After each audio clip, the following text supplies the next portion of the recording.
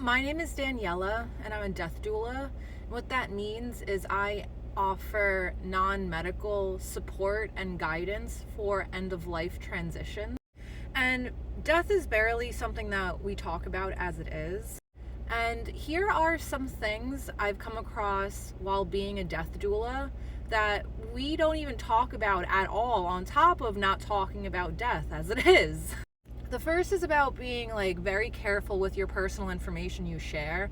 And I know you think like, hey, like let me like get some more, common ground. Let's get some more context and da da da da with the person I am standing vigil over or I'm death doula-ing. And you might want to say like, hey, yeah, like I felt a similar type of way when my grandpa died.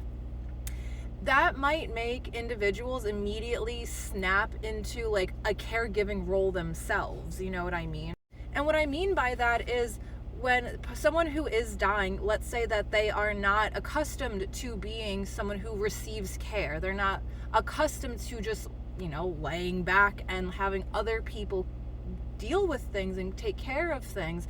So when you say something kind of like sad or tragic, even though you're just trying to bridge a connection, you might make that person want to take care of you.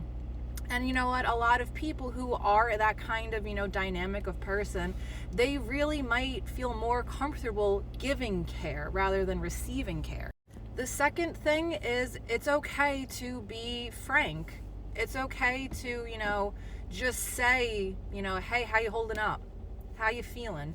Even though, this person's dying and it seems really inappropriate, you're honestly giving a lot of validation to a person who is dying. I mean, they know where they're at. They know what's happening. So when you meet them where they're at, they are so grateful. And to compound on that, intention. Even if you don't have the right words, because you probably won't have the right words for every situation that you come across with someone who is dying, your intention will speak so much louder than the words.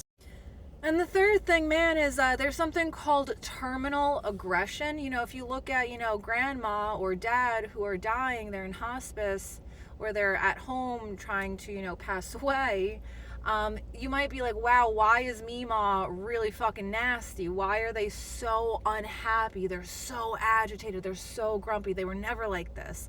Well, because their bodies are shutting down, their liver's shutting down, their kidneys are shutting down, the blood's not pumping so well, they're not producing urine, there's a lot of backup of fluids, all this stuff is kind of going haywire as the body is shutting down.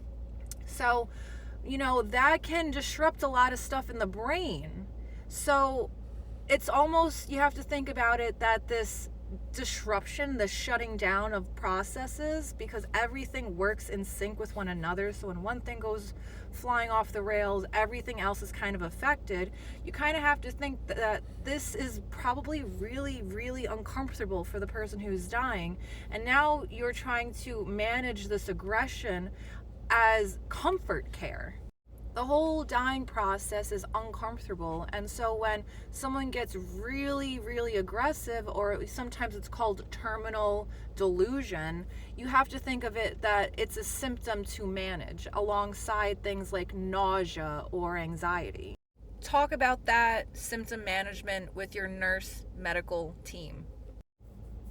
Follow me for more about death, dying, and bereavement.